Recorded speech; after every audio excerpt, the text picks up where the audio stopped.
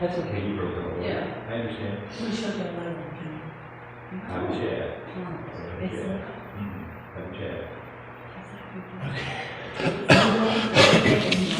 You got a street light right here across the way.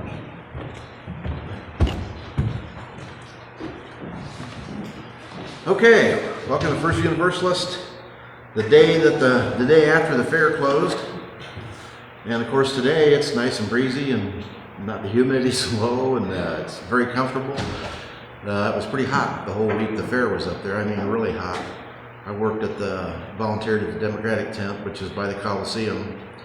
I think 4 or 5 days, whatever, out of the thing from noon till 2.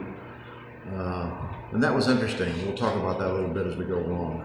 The most interesting thing about it was the guy that did the caramel corn and popcorn tent was right across from ours, and every time he would do a new batch, it would blow into my tent. Hot air. Well, the smell of caramel corn, fresh caramel corn. So by the last day, yesterday, I had to go over and get a bag of caramel corn. $7 for a bag of caramel corn. My God, people. It's just ridiculous. Because my wife, Tara, makes caramel corn for Christmas. She makes a batch 4 times as big as that bag, you know, for like peanuts. I mean, and we even put peanuts in ours. So let me complain about the prices at the fair. We'll talk about that later. Any announcements? Just to remind everyone that we have a combined, basically picnic with El Dorado on September 10. That's coming right up. I brought a sign-up sheet, but let's talk about it after church. Maybe kind of narrow down if our service starts at 10, or if we're even having a service, that's pretty early. So let's talk about it a little more. It's definitely on. I brought a sign-up sheet, but let's talk more about the details of that. Okay. After church. Yeah, next Sunday is the 3rd and then the 10th, so it'll That's be right, 2 weeks. 2 weeks. Okay, and Derek will be doing the presentation. Everybody from El Dorado is invited. We'll provide the drink and the basic foodstuffs, and we'll have a sign-up sheet for that. It's basically picnic type food, and we'll be at the shelter here in New Madison. If it rains or we have bad weather, we'll obviously come here, but hopefully we'll get by without having to do that. Any other announcements? Roberta's not here today. Cecil's not here today. I don't think they're at the fair. So. And Kenny's probably cleaning up after the fair. I actually missed they had the New Madison Kiwanis or whatever, didn't they have the sausage tent? Yes. And I usually go over there and get something to eat there, and it was just too hot to walk around today. I walked in, sat down, and walked back out again when it was time to leave. So, okay, what's the prelude? If I Love You. If I Love You. All right.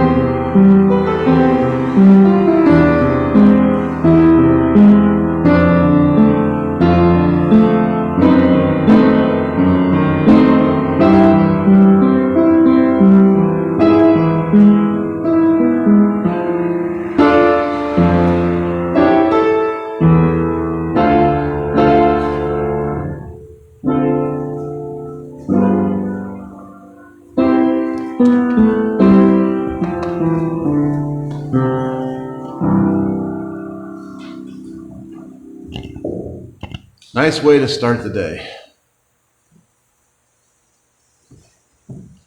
All right, our chalice lighting. Because we're talking about the fair, and because for me the fair is mostly animals, the slideshow is going to, oh, there's Cecil and Dolly, good deal. And actually, we're kind of late today, I didn't get any of this stuff written down, but because people are having trouble hearing, my phone crashed on me and I had to get a new phone, so I went all over the place and finally ended up at Best Buy. And while I was there, I said, what do you got for loudspeakers? So I picked up for less than $100 a karaoke thing. So I didn't get it hooked up today. I didn't have time. But we're gonna, maybe after church, we'll hook it up and see what it sounds like to see if you guys can hear better. But it doesn't interfere with the broadcast. So we'll see if we can figure that out. Our chalice lighting, anyways, as I was going along, we're talking about the fair, which is to me mostly animals of all kinds. So our service is going to be kind of animal heavy. We light this chalice spark of the original fire of creation to remind us that we are all on this planet, the furred, the feathered, the finned, the scaled, along with us featherless bipeds. We are all made of the same star stuff, and we all share a common destiny. We all share the same hopes of life free from harm and suffering, and the same aspirations of happiness, love, and flourishing. Being able to express our own unique natures and capacities as best we may, we are just that many diverse perspectives from which the whole is seen and experienced. We are inextricably intertwined, interconnected, and interdependent, and it is good. And if you've been watching the news, you've been seeing some real examples of intelligent animals, not just, mice doing going through the mazes.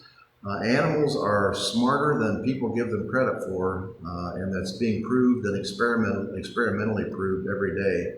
And we'll do some pictures of that as we go along. Not today, but I'm going to start collecting those. Okay, our opening hymn is Number 76. 76. For flowers that bloom about our feet. Okay.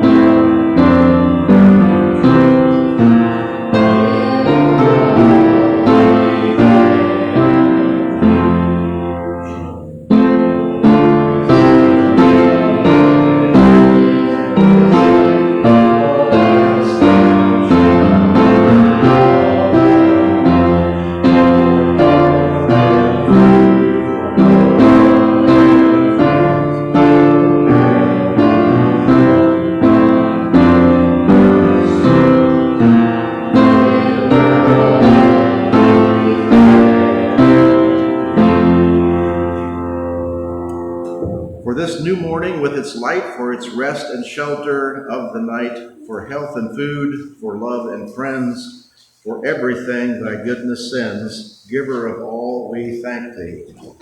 Love the lyrics on these songs. None of us are good enough singing so people can hear it. Okay, our affirmation.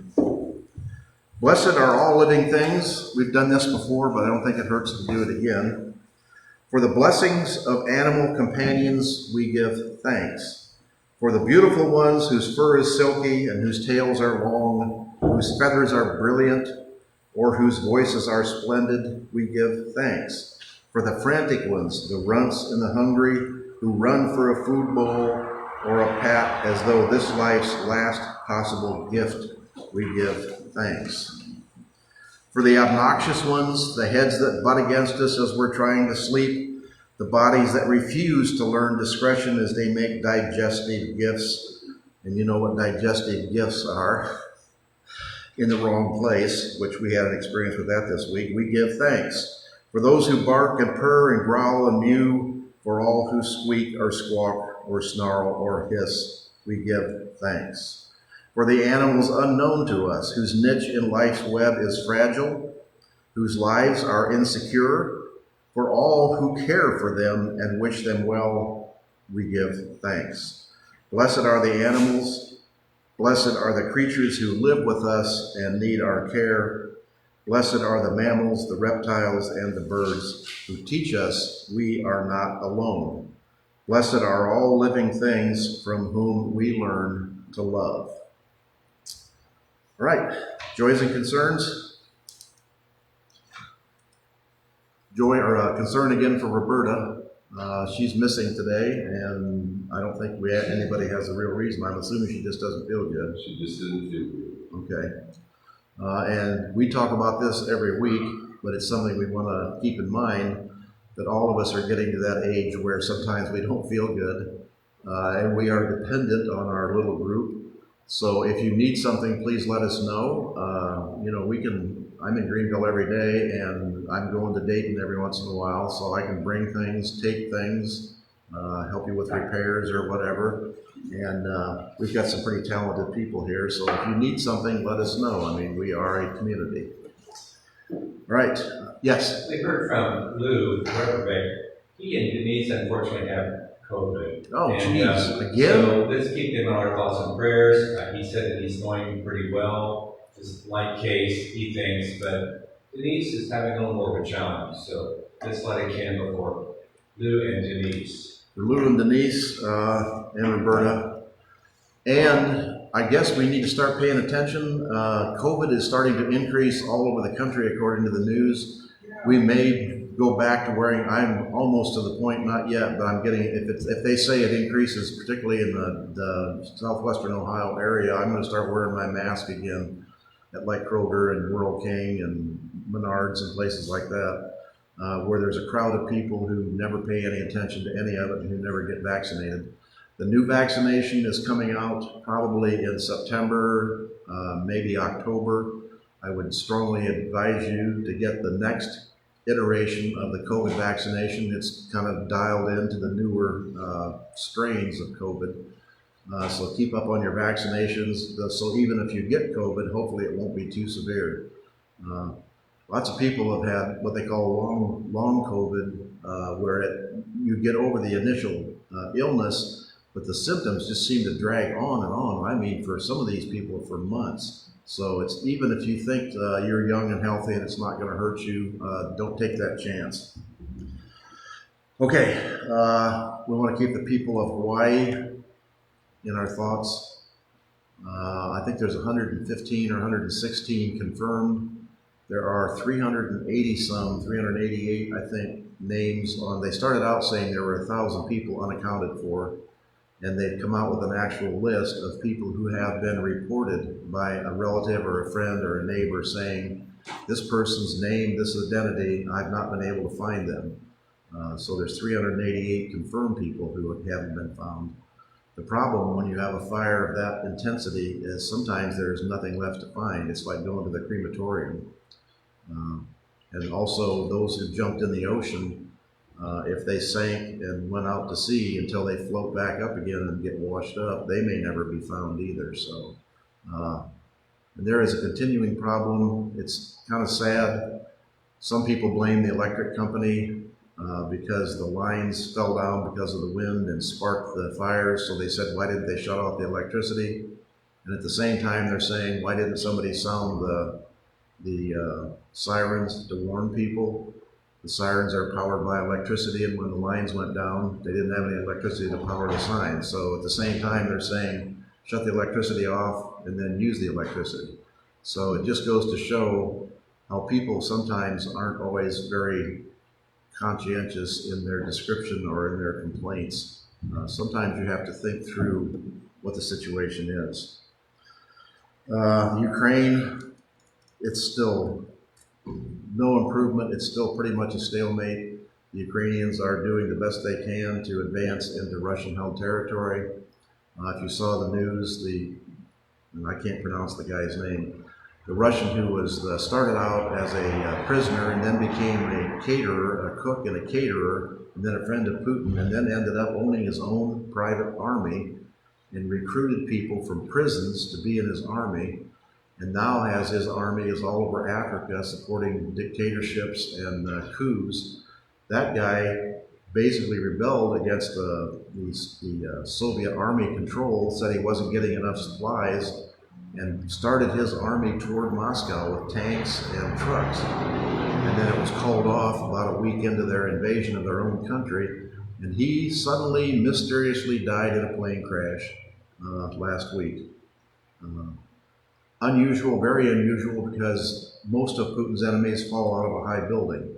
So, yeah. So this wasn't falling out of a high building, but it was falling out of a very high altitude, 28,000 feet. So, and the plane was bombed. I mean, there's no question it wasn't just a mechanical crash. Something blew the wing off of it, and they have pictures of it coming to the ground with no wing. So things are not really improving there. Florida, that's our latest mass shooting.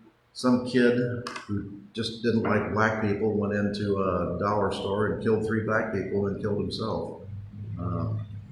That's just the latest one that's come up.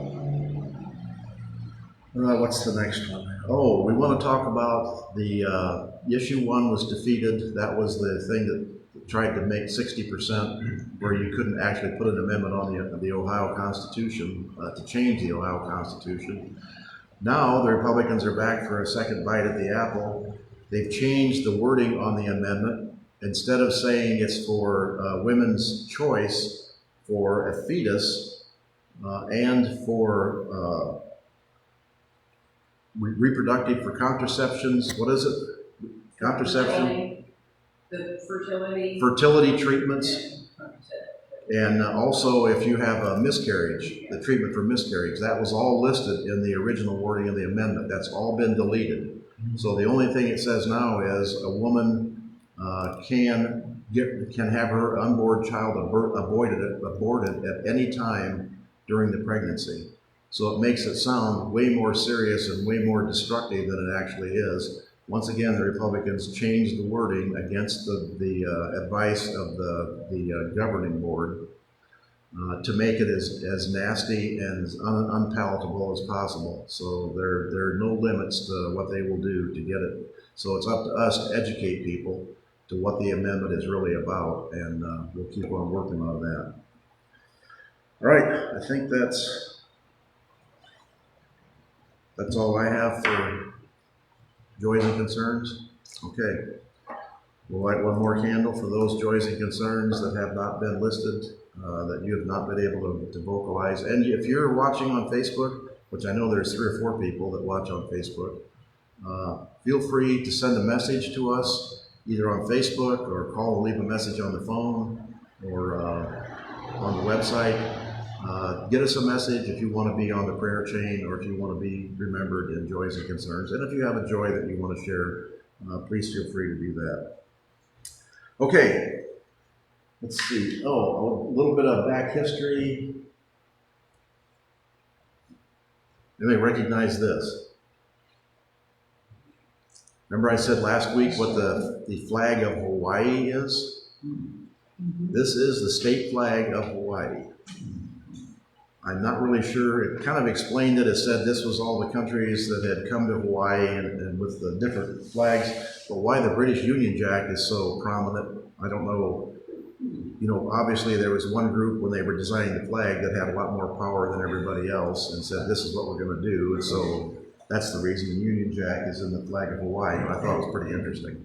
I don't know, is anybody interested in seeing a survey of the flags of the United States as we go along? Maybe we'll take a break from between the horse's ears every once in a while, and we'll do a flag test. You guess which state has which flag. All right, so we're talking about the fair. This is another one of my favorite pictures of the fair. This happens more than people would believe. If you walk through the dairy barn or the beef barn, actually if you walk through any of the animal barns, and there are a bunch of them. There's a goat barn, a sheep barn, a chicken barn, a dairy barn, a beef barn, practically every swine barn, rabbit barn. Practically every species has their own barn. The fairgrounds is 187 acres. I didn't realize it was that big. And we'll get into that a little bit more. But this is one of my favorite pictures of the fair. And this will be our children's story. Well, actually, it's going to be a leading story if it works. And I'm going to skip along here a little bit, if I can. So today is our first overnight trip with a full passenger load. That's me, spouse, and 2 medium-sized to large dogs. And that's actually going to be a Let me go ahead here. really common occurrence for us that we bring the dogs. Part of the rationale behind and getting the camper is we would like to be able to take nice weekend trips, but can't find anybody responsible enough to take care of our dogs.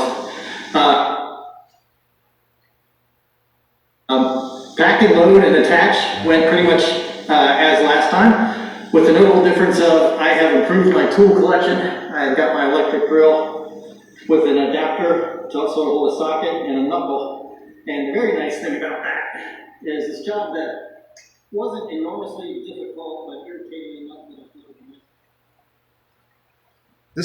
This is a personal film of a guy that came to the fair from locally here, and the reason I put it on was like the last half is really interesting. The first half is really boring, and when I'm on my computer, I can flip ahead and skip through that. It's not letting me do that now, so we'll talk about the fair a little bit while he's telling us how he hooks up his trailer and where he goes, and when he gets back to where he's at the fair, then I'll bring the sound back up again and look at it. It's a pretty interesting story, and the only reason I really wanted to show it to you is his family, his wife's father has a horse that runs at the harness races. And he sat in the grandstands and filmed the entire race, which that will give you a real feeling of what it's like to be at the harness races if you've never been to the harness races, to see them from the grandstands, and to have a personal interest in the race itself. It's a lot of fun, and you can see this is Curly's picture down here. This was taken after one race. And if you get in the winner's circle, you actually get your picture taken, which this is the picture of Curly in the winner's circle. And that happened to be one of the races I'm at, so you'll see me at the edge too, so the owners get to go. Okay, this is what, let's see.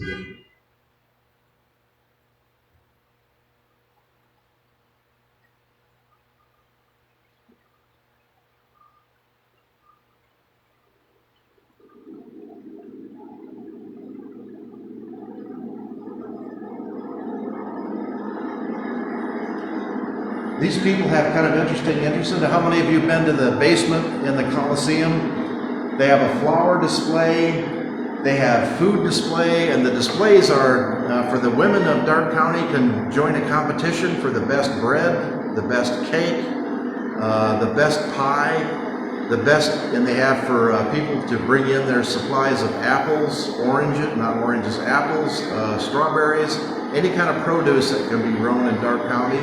They have the displays, and somebody picks out which is the best one, which is pretty interesting. This is the apple display of apples grown in Darke County.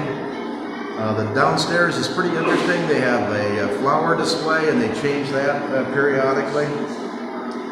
The FFA has a display for the kids in FFA. They have the corn. They've been going to this fair for very long. You can see that the displays are getting fewer and fewer and fewer, as fewer and fewer kids are involved in agriculture anymore. Back in 1853, which is when the first fair was, 1853, and the attendance was like was at the Garst Museum. That was the site of the first fair, the Annie Oakley reunion thing is. It moved, I think 10 years, 7 or 8 or 10 years later, it moved to the current fairgrounds and then has expanded there as it went along. This is a map of the fairgrounds.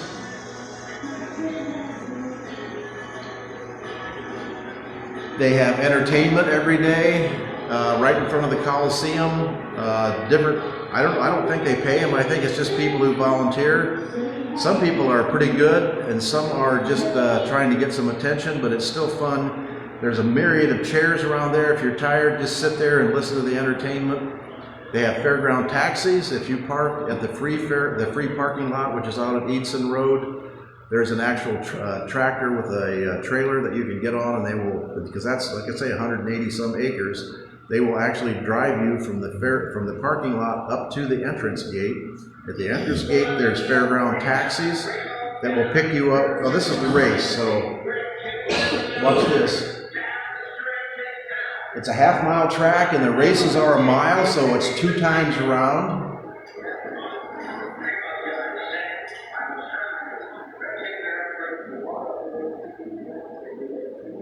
Their horse is number 5, and they will show the race. If you can see back in the back, that's the Cow Palace. And I'll show you some other pictures of the fairgrounds as we go along.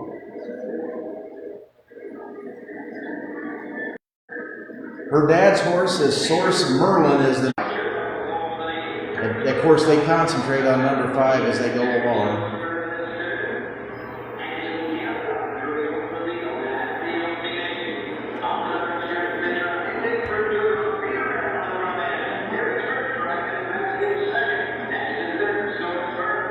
That's number 5 running in 3rd place, way back.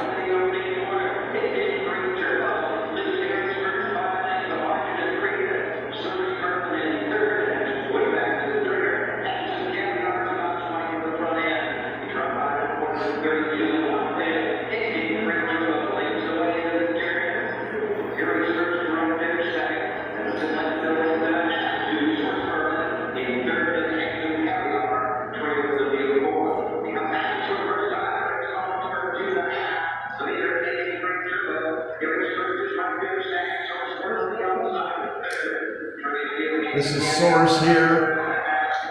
You see he's almost taking the lead when they cross the thing. But look how far out he is on the track. When he takes that turn that wide, he's got to run twice as far, so he loses speed again.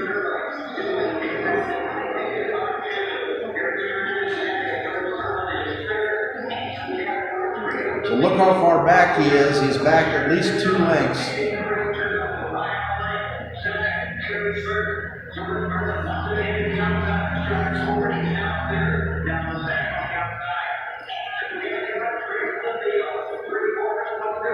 And it's the voice of the announcer that makes all the difference.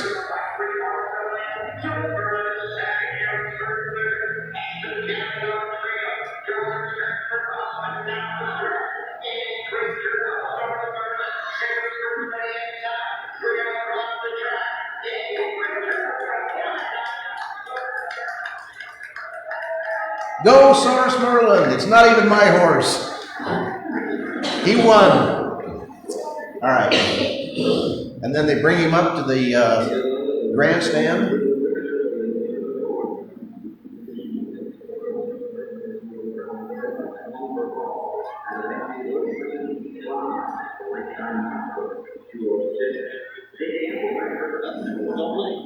And there's family, friends, anybody who they know that want to invite up and get in the picture. And that's the picture you'll see down there.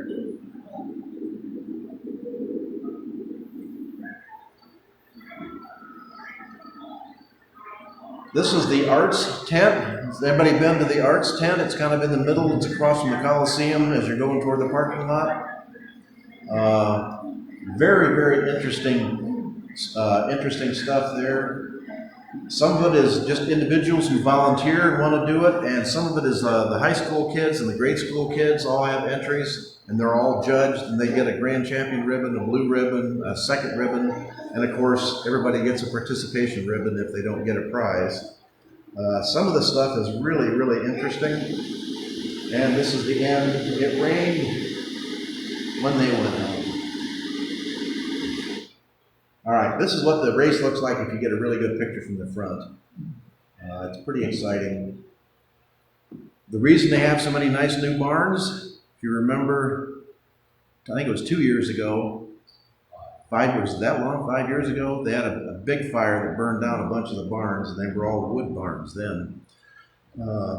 So they rebuilt the whole barns. Every one of them now has a concrete base and a metal side, so I don't think they'll have any more trouble with fires.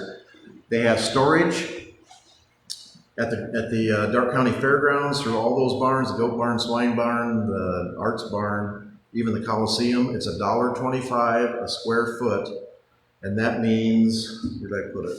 $1.25 a square foot is, if you have a camper trailer 27 feet long by 8 foot wide, you pay $289.58 to store your camper trailer. That is ridiculously cheap to get it inside out of the weather, unless there's a fire. And if you have your own insurance, it's covered by a fire. Some people did and some people didn't during the fires. But the one restriction on your camper or anything you store there, you cannot have a battery in it. That, they think, was the source of the fire, was a battery shorted out and overheated and caught fire, and that's what caught the whole barn on fire. Because they don't even have electricity on during the storage season. There's electricity there, but it's shut off at the power base. So something else, well, unless somebody went in and started the fire, which you never know. I never heard whether anybody thought it was arson, but the reason they're so strict on the batteries is because, and you've all seen the news stories of even batteries on airplanes shorting out and starting a fire on an airplane. So, all right, so that's one of the things. Then one of the big attractions at the fair, this is a little hard to see, but I put it in because of the smoke cloud. They have tractor pulls where they pull for weight. They have truck races, truck pulls. They also have motorcycle races. Almost every night at the track, there's some attraction going on. They have cheerleading competitions. They have band competitions. At the horse arena, they have horse pulls, pony pulls, miniature horse pulls. This is the chicken barn. Does anybody know what this breed of chicken is? Hard rock. Barred rock. They've got all different breeds. They've got geese. They've got ducks. They've got chickens with little poofy things on their heads. It's just so much fun to walk through there and see all these weird chickens, ducks, and geese.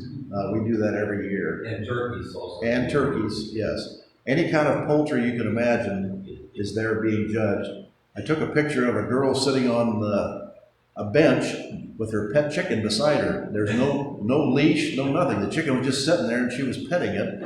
But I forgot to put a picture of it in here. I was going to put a picture in just so you could see people's relationship with their animals. And as we talked about earlier, it's not just dogs and cats. People have fish as pets. They have chickens as pets. And actually, chickens make pretty good pets. Chickens are one of the things that are smarter than people think they are. We had chickens for years on the farm and turkeys. And you could call them and they would come. Turkey Lurkey, we would catch grasshoppers and call Turkey Lurkey, and she would run up and take the grasshopper right out of your hand. It's kind of an amazing relationship. The horse arena, they have jumping. There's a lot of that going around. Anytime you see a farm out in the country, the one I drive by on 121, the dad is a truck driver. You'll see his refrigerator, trailer, and truck parked there. And every cent he makes goes to his daughter. They've got a dually pickup truck. They've got a long horse trailer with a camper in the front. He built an actual enclosed barn so his little daughter can ride around inside and practice with their jumping. They've got a set of jumps outside, and I see her out there practicing during the day when I'm driving by in the summertime. At the beginning of the summer, the jumps were just a log, like a 4x4. If you've seen the jumps at the jumping thing, they're like an octagon, but they're only like 4 inches in diameter and like 8 feet long, laying flat on the ground. And then the next week or 2 weeks later, it would be sitting up on a concrete block, maybe 6 inches high. And then it would go up higher and higher, and then it would have a V in the center. And then by the end of the summer, the jump was like 3 or 4 feet high that the horse would actually have to jump over. So that's how they train the jumpers. They start out just by stepping over a rope on the ground, and then once they get used to that, they go to the next level. This is the hog barn. Pigs are pretty smart. I mean, they're directing and guiding their pigs with just a little stick that they tap them on the side, and the pig will go where they want them to go. They may know what this is. What kind of pig? Yorkshires are white, Hampshires are white. I couldn't figure out, this is like it's not a spotted Poland China, because it's not spotted, it's kind of, and I looked on the pig breeding thing and I really couldn't figure out what that pig was. So I don't know if it's a kind of a crossbreed or I just wasn't looking in the right place, but it was pretty interesting. I think before you go on that one, I just have to make this remark. I think the show lady there looks like the Princess of Wales. Yeah, she does kind of. And actually, some of the stranger pig names came from Britain. Some of the stranger breeds. Tamworth. Yeah. So and actually the Belted Galloways, the Scottish Highland cattle, and I didn't bring pictures of all them, but a lot of them came from Ayrshire. Yes. Scotland. Yep. So the breeds the same way with the draft horse breeds. A lot of them came from Europe. It's kind of hard to see, but this is like I don't know what they call it when you take pieces of newspaper and you cut it out and you glue it onto a thing. This is some high school kid's thing of a polar bear. But these are pieces of newspaper that they just put in there. I thought I was really impressed, and that didn't even win a prize. I thought that was one of the better pictures that I saw over there. And I took a few more pictures, but I didn't put them in. But they're some pretty impressive. One of the guys that I sat with at the Democratic tent is on the fair board.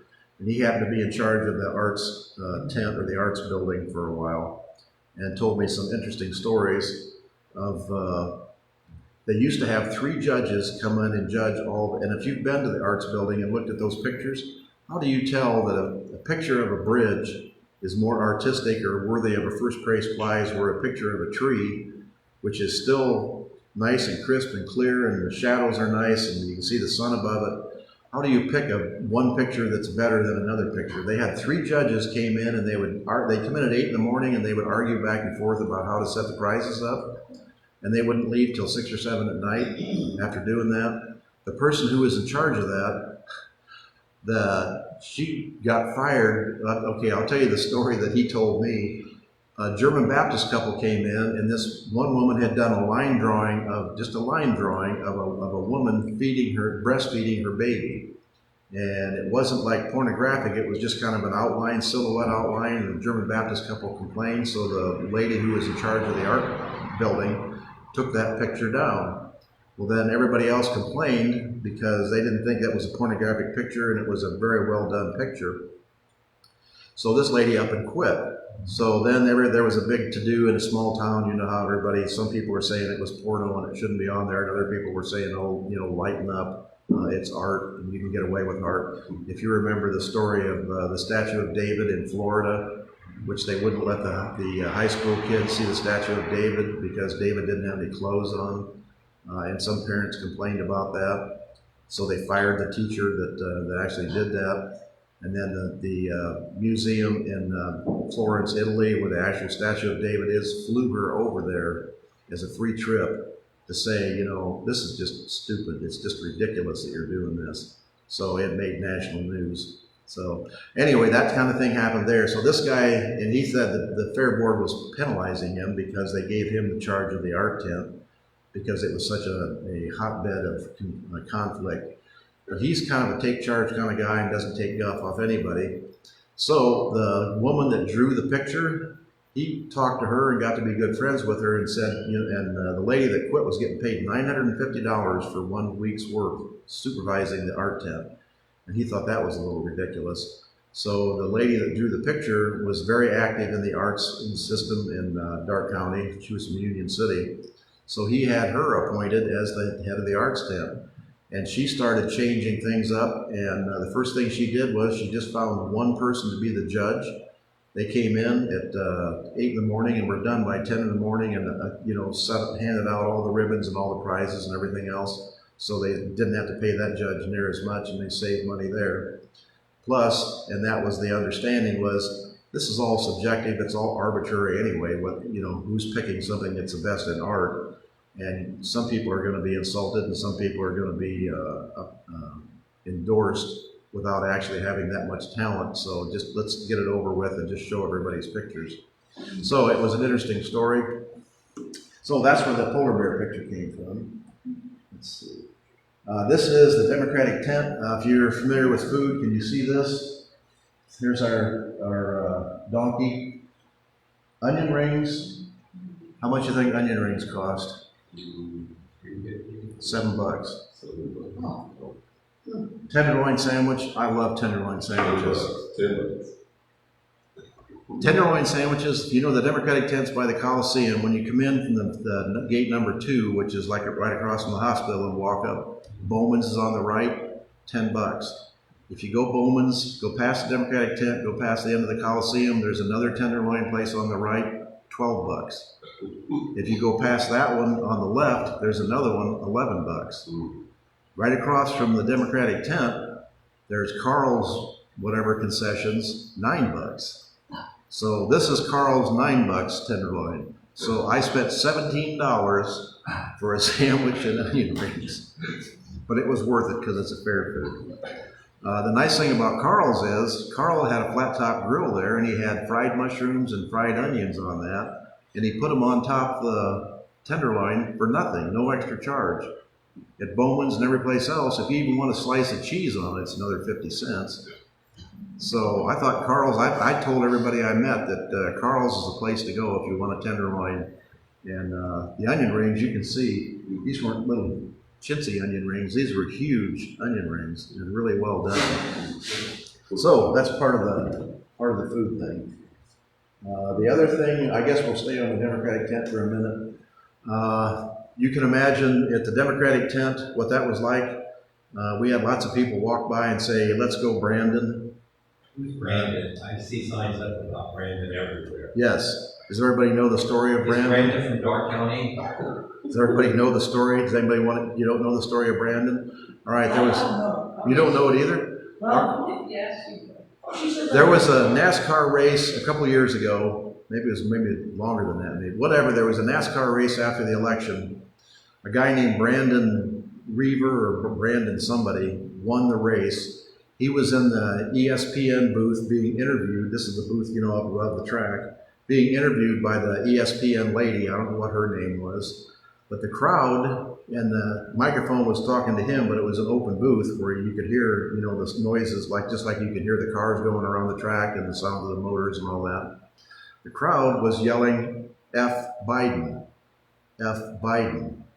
And the guy that was sitting there said, "What are they saying?" And the ESPN anchor wasn't going to say what they were really saying, so she said, "What they're saying is, let's go Brandon," because they're glad that you won, and they want to encourage you to keep racing. So they're saying, "Let's go Brandon," when actually they were saying F Biden.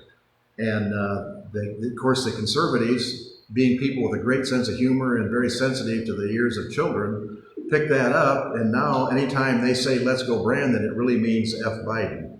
So, and they have it printed. You can see it on the backs of cars. You can see it on signs. And in downtown Greenville, I don't know if it's still there. I think it's gone now. A guy actually put the "FU Biden" on the sign and put it out right in front. Now, these are the people that will tell you they're good Christians. They want their children protected from predators and LGBTQ, but they don't mind Law and order people, and the society's going to hell in a handbasket, and but they're the people that are putting swear words right on a big sign right out in public, and I've seen them on flags. I've got a picture of a flag at Wayne Lakes, proudly flying an F word for all the kids in Wayne Lakes to see as they ride by on the buses or their bicycles. So that's the kind of things we ran into. The worst thing we had a couple of years ago, I think I told you the story about the guy who actually got physical, and we had to call the sheriff's deputies who they're located at the fairgrounds. And if you call them, they'll be there in their little gator in like 2 minutes. But this year, the worst thing we had was one of the guys that volunteered. They have tables there set up with information and stickers and things like that on it. And he was sitting behind the table back in the corner of the tent, and he was the only one in there. So if you weren't literally looking, you couldn't tell he was in there. So a bunch of like 5 or 6, like 12 to 13, he said they weren't very old. They definitely weren't teenagers, older teenagers. Came through the tent and they looked at all the displays and kind of went through slowly. And then as they were leaving, the last one in the line, a young boy turned around and was looking at the tent and saw him and yelled, and then all of them ran. And he said, well, why are they running once they saw me? So he got up and went around and looked, and they had left a dead goldfish on every chair. They'd been to the place where you can toss the rings and win a goldfish, and evidently, sadly, a lot of those goldfish evidently don't make it. And the people that run the thing just throw them in the trash, the dead goldfish in the trash. So these kids scooped up a whole bunch of dead goldfish and came around and gave them to the Democrats. So it's not just old people. These people learn from their mother's lap how to be nasty, and they think it's funny, but how to insult people and how to do things to people that you wouldn't think would be very nice, not the things you would want to really teach your kids that you shouldn't be teaching your kids. So that's our experience at the fair. Other than that, we had lots of people come through. The new independent women's, Democratic and independent women's group is really doing well. I think the last I heard was 500, but I think now Paula says it's 600 or more than that maybe. So hopefully that will give us some traction as the coming election. The last numbers for the fair, I think were from like 2015. The attendance was 206,000 people attended the 9-day fair. That's pretty incredible, 206,000. It wasn't that high this year, I'm sure, because as I sat there from noon to 2, when it was 95 degrees, 98 degrees, there were not a lot of people walking through there. The gate receipts in 2015 were $537,000 that the fair made. $537. And one of the most important things about the fair, and the reason the fair really started out, is to support the FFA and farm kids. The sales of farm auction was $406,000. Now, if you've ever been to a farm auction, if you've paid attention to it, they sell like a gallon of milk, like the kids that have a Holstein heifer or a Holstein cow. They don't sell those cows, they keep them. They take them back to the farm and raise them, and they have calves and they milk them every year. So to give those kids an income, they sell a gallon of milk. They were getting like $2 and $3 and $4 and $500 for a gallon of milk. The kids that have pigs, cattle, goats, chickens, and pretty much you have to sell your animal at the fair or you don't get any money. And I told you that story. If you have a calf, or we always had Angus beef calves, and you go out and you're with them every day. You lead them around, you teach them how to lead, you brush them, you give them a bath. They're just like pets. So that's one reason you'll see kids sleeping with their beef calves at the end of the season, at the end of the fair, is because the next day they go to auction and they're dead by that night. So the calf that's your friend and you've raised, you sell for slaughter. But that's part of what it means to be a farm kid, is you learn what birth is, you see calves being born, you see chickens being hatched, but you also see animals that die, and you know that's the way the farm situation works. You don't raise beef and hogs and chickens just to let them all run free. It's a production thing, and that's where our meat and food comes from. So, but it still doesn't make it any easier, or at least it didn't for me, and I don't think it does for these kids either. So that's the big part of the 4-H thing, is to raise money for 4-H kids. These cattle sell for like 100 times more than the standard beef price if you took it to the auction barn. And a lot of it's done by local businesses because they get their name on the paper, but it is to help these kids out. And as I said before, unfortunately, the number of kids being involved in it, I guess you can't really say unfortunately, but the number of kids involved in farming is going down and down and down, because now farms are big, 5,000, 10,000, 15,000 acre farms. Nobody has livestock anymore. Some kids, they even are trying to get town kids into 4-H by telling them they can rent a calf. They can go to a farmer that has cattle, and he will rent them a calf or keep a calf for them, and they can come out and take care of it, which I think is a very innovative and a very positive approach to keep kids aware of what life is really like, what it's like to have an animal, what it's like to have a relationship to it. Okay, questions or comments? I didn't think I had enough stuff, and here I've blabbed on all the way through, so let's go to our offering. Once again, if you have something to contribute, feel free, and if not, don't worry about it. What are you going to play, Lloyd? This is called The Most Beautiful Girl in the World. Well, I guess you went to the fair and saw the beauty contest. There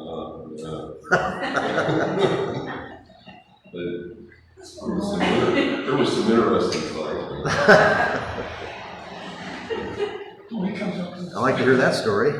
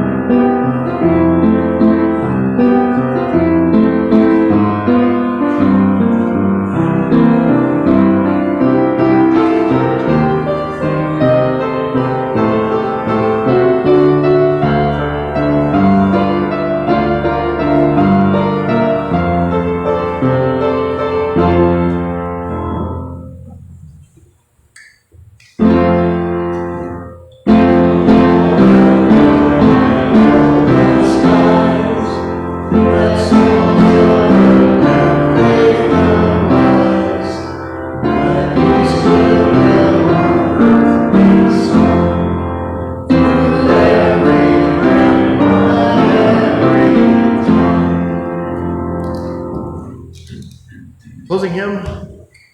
Number 19, The Sun That Shines. The Sun That Shines.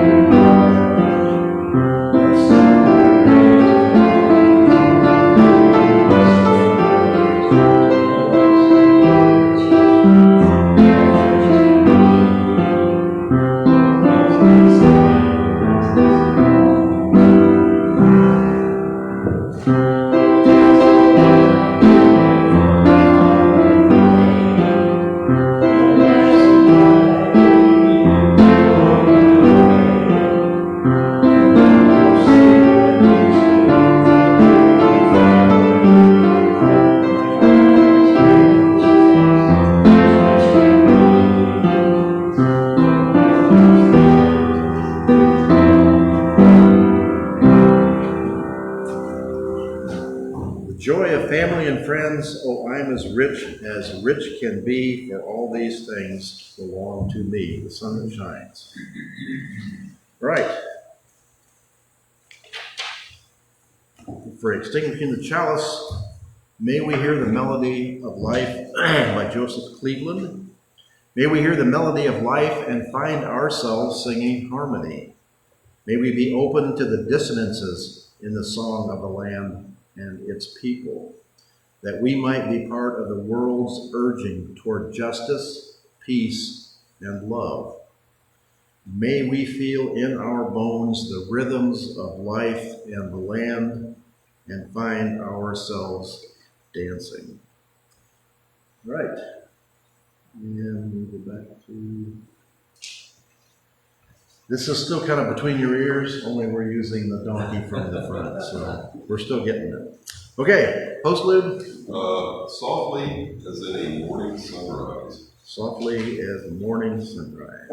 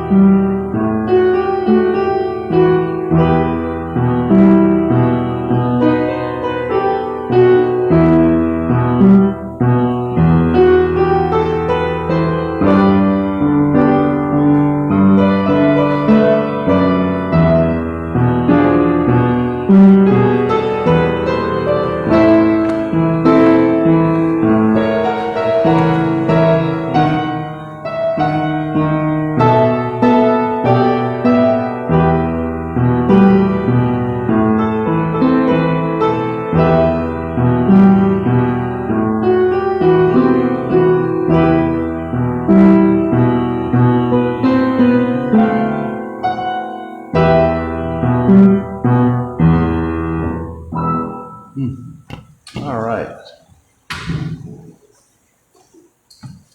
All right, that closes our service for First Universalist of New Madison. Lou and Denise, hope they're feeling better and doing well.